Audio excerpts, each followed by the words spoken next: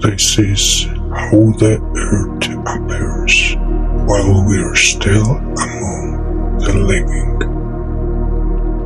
And this is the exact same earth, continuing its silent rotation after our departure. But this is how our ego perceives the cosmos after our demise, total annihilation. This is merely the surface. If you dare to descend into the deeps, follow me. This is Lucifer, an ancient figure woven deeply into the human subconscious. Story tells what he was cast down from the heavenly realms due to traits that should never have belonged to so magnificent a creation.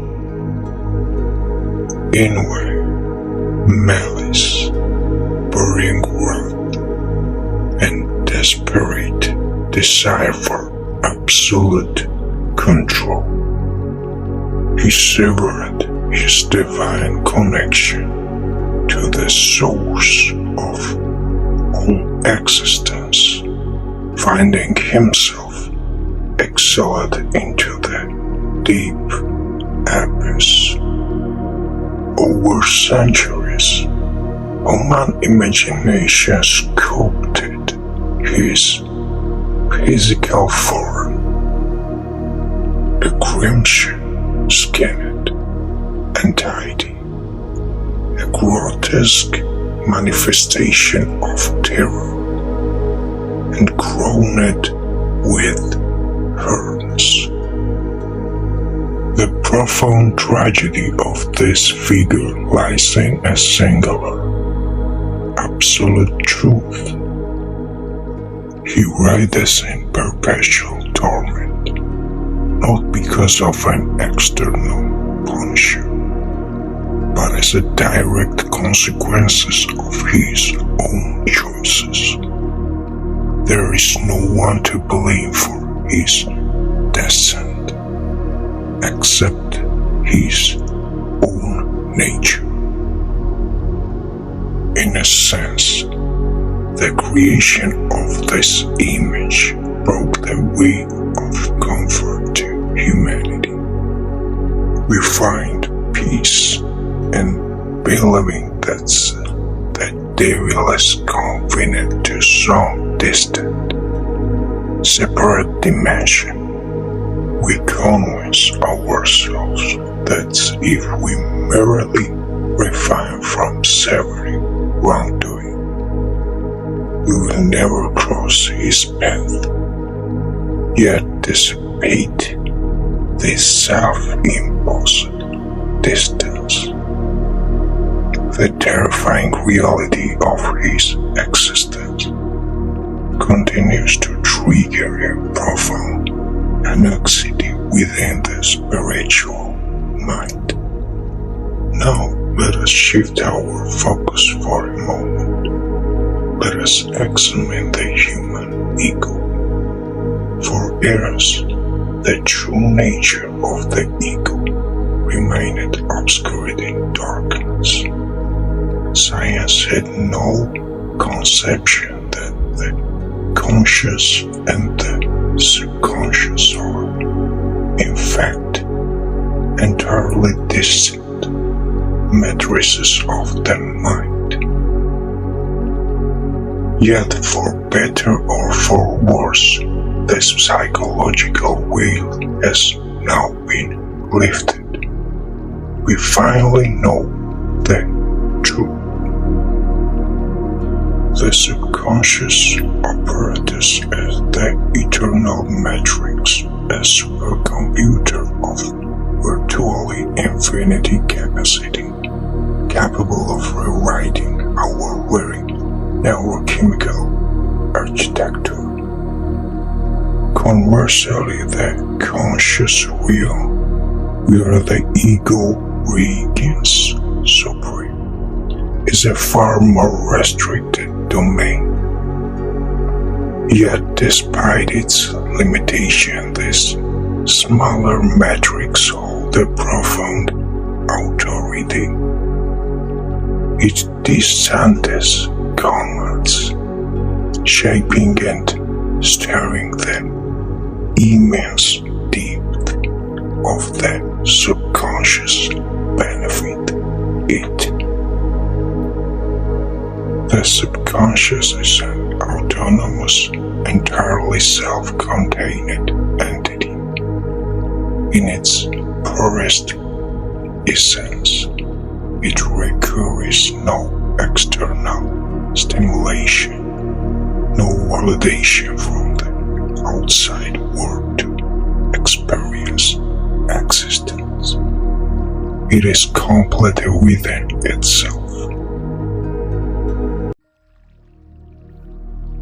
The conscious mind, however, in stark contrast. This kingdom, where the ego sits upon its throne, is fundamentally dogmatic. It is a mosaic built entirely from borrowed knowledge. Every concept is held about reality, every rigid option, and every fragmented idea is taken from the external world. The ego possesses nothing of its own. Let us dissect the ego even closer. Observe its fundamental nature. It exists in a state of perpetual dissatisfaction, forever trapped in a cycle of chronic anxiety. It is innately envious, volatile, and deeply possessive. Over time, at the layers of defense strip away, the ego begins to mirror every single dark trait we initially attributed to the devil himself. The adversarial force is not outside of us. No matter how little you possess in this world, there will always exist an ego that burns with envy over that you have. Conversely, however, your own ego chooses to envy becomes a living reflection of that very shadow. Strip away the old folklore of crimson skin and horns, and you will find that the envious ego resembles the ancient devil more closely than one identical twin resembles another. It is an exact psychological duplicate. What if our terrifying Lucifer is far closer than we dare to admit? Closer than the illusions we use to comfort ourselves. But surely that is impossible. Why shall we deny the sacred knowledge that has survived throughout the ages? Will that not be blasphemy? Will that not be blasphemy? Therefore, let us respect all traditions, leave the devil in his deep abyss, and return to the ego.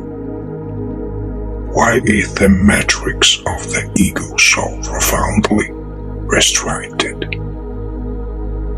Why is the matrix of the ego so profoundly restricted?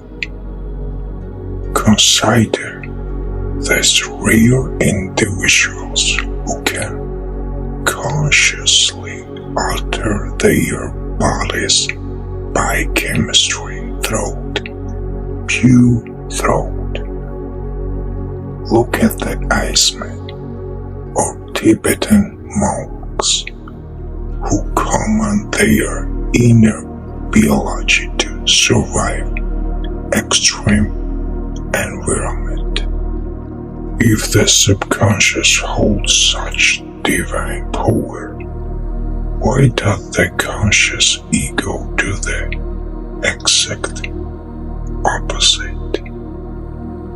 Why does it constantly push and exhaust and decay the physical body from within through stress and anxiety? Why does this inner ruler act so diabolical?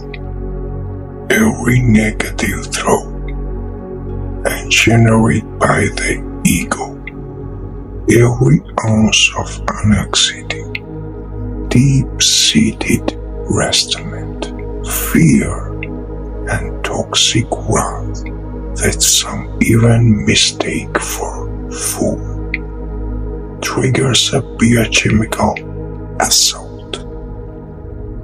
The brain floods the system with cortisol.